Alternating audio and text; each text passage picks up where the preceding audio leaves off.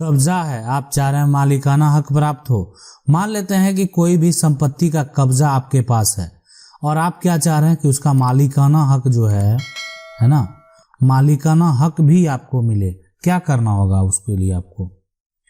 अब मान लेते हैं तो मालिकाना हक जो है यानी एक, अगर आपका लंबे समय से कब्जा है, ठीक है, संपत्ति का मालिक आज तक आपके ऊपर किसी प्रकार का संपत्ति को वापस पाने के लिए कोई भी केस फाइल नहीं किया और आप चाहते हैं कि उसका जो मालिकाना हक है वो प्राप्त हो, है ना, मालिकाना हक है जो प्राप्त हो, तो आप संपत्ति के मालिक के ऊपर जो है यानी एडवर्स पोजीशन का दावा कर सकते हैं। अब अगर मान लेते हैं यानी आप मालिकाना हक के लिए दावा करेंगे, एक ये तरीका होता है। दूसरा है कि सरकार के द्वारा भी जो है आपको संपत्ति का अधिकार दिलाया जाता है। अगर आप संपत्ति को कब्जे में रखे हुए हैं तो सरकार का स्कीम होता है और यहाँ पर जो है राज्य सरकार के द्वारा नियम बनाया जाता है कि लेकिन उन व्यक्ति के लिए बनाया जाता है जिनके पास जमीन नहीं है रहने को और वो जमीन कब्जा करके मकान बनाकर रह रहे हैं। तो अब जो है सरकार के द्वारा एक उसको रहने के लिए, आप समझ सकते हैं कि एक बसने के लिए अब वो जो है प्लॉट को बंदोबस्त करके दिया जाता है ताकि वो व्यक्ति जब तक जीवित रहे उस प्लॉट पर से उसको कोई भी प्लॉट का मालिक भी नहीं। अब वो जमीन जो है, वो प्लॉट जो है वो सरकार का भी हो सकता है या किसी निजी व्यक्ति का भी हो सकता है। तो ये अपना सरकार का स्कीम है और वो चलाया जाता है और उस आधार पे जो है उसको मालिकाना हक दिया जाता है। लेकिन एक दूसरा यहाँ पर ऑप्शन यही है कि आप संपत्ति के जो मालिक है उसके ऊपर आप एडवर्स पोजीशन का दावा करेंगे, कोर्ट में दावा करेंगे, आप मालिकाना हक का दावा करेंगे। अब वो जजमेंट के ऊपर डिपेंड करता है कि कोर्ट का क्या जजमेंट होता है, किसके पक्ष में क्या फैसला दिया जाता है। सवाल है कि सर हमारे पास 70 साल से कब्जा है, क्या हम मालिकाना हक जो है वो दावा कर सकते हैं? तो बिल्कुल कर सकते हैं, क्योंकि जो परदादा लोग थे उन लोग से पैसा ले लिए पर रजिस्ट्री नहीं करवाए थे। अभी 70 साल बाद फिर वो पैसा मांग रहे हैं। ठीक है, अब देखें अगर वो मान लेते हैं पैसा मांग रहे हैं और 70 साल के बीच में, आज से लेकर 70 साल के बीच में, तो आप उनके ऊपर जो है, लेकिन ये थोड़ा सा प्रूफ नहीं होता है कि 70 साल पहले हमारे पूर्वज ने पैसा दिया।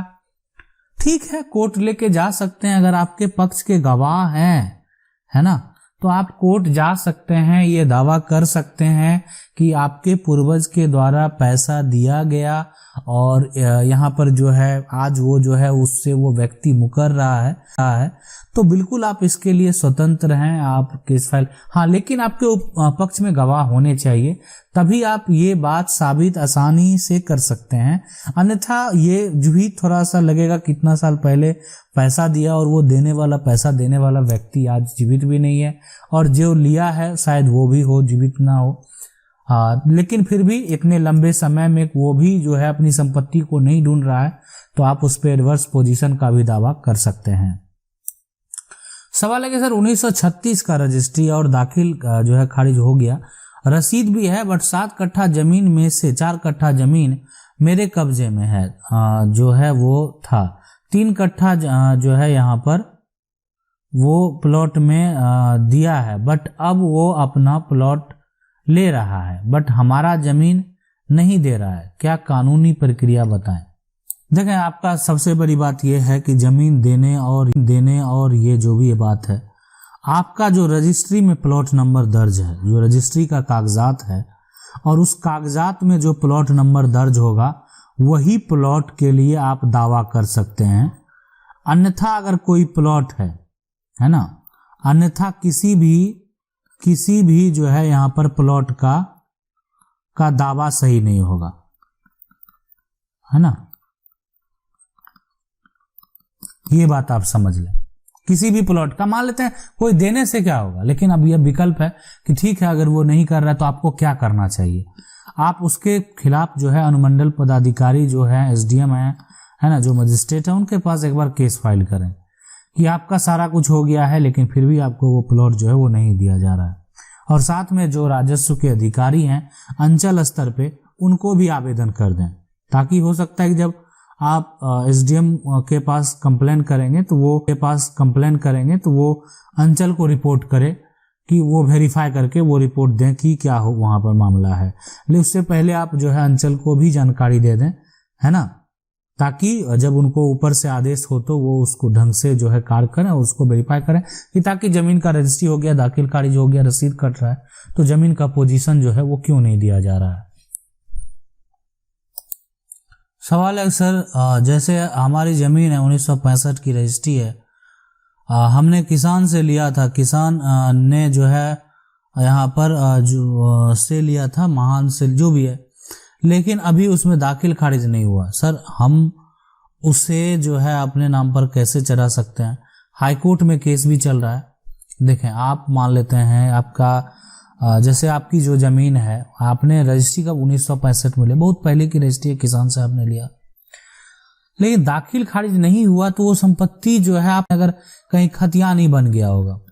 मान लेते हैं जिसके नाम पर वो संपत्ति चढ़ा उसके नाम से उस संपत्ति का खतियान बन गया होगा, तो आज तो आपको उस पे जो है अपना दावा पेश करना पड़ेगा जिसके नाम से वो खतियान बना। ठीक, आपका केस चल रहा है, तो केस चल रहा है तो केस में सबसे पहले आपको ये देखना है कि जिसको एक तरह से एक तो टाइटल का दावा किया गया होगा और आपका एक रजिस्ट्री का आधार वहां पे बताया होगा, जमीन अगर आपके कब्जे में है ना, तो ये सबसे बड़ा प्लस पॉइंट आपके लिए है, जमीन कब्जे में है, रजिस्ट्री आपके पास है। तो इस तरह के केस में ये जो है सोचना कि आप केस हार जाएंगे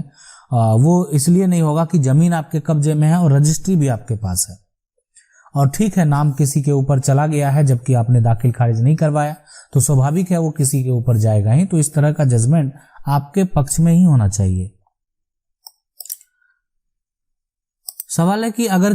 है कि अगर किसी जमीन को पिता ने बेच दिया हो तो क्या यहाँ पर जो है पुत्र आपत्ति लगा के जो है मुकदमा से रजिस्ट्री कैंसिल करा सकता है, या आपत्ति जो कि यहाँ पर जाति और दाखिल खारिज रोकने के लिए जो है वो कितने जो अवधि में जो है यहाँ पर देखिए बिल्कुल पुत्र आपत्ति लगा सकता है, लेकिन वो संपत्ति जो है वो पैतृक होना चाहिए। अगर वो संपत्ति पैतृक है तो पुत्र के द्वारा आपत्ति दर्ज किया जा सकता है, लेकिन यहाँ पर जो है अगर ये आप सोच रहे हैं कि पुत्र के द्वारा जो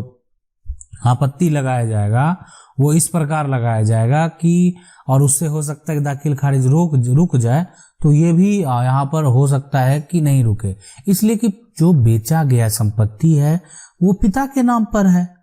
और जो अधिकारी हैं उनको दाखिल खारिज करना है। वो सिर्फ ये दें कि ये जो संपत्ति है वो विक्रेता के नाम पर है कि नहीं है।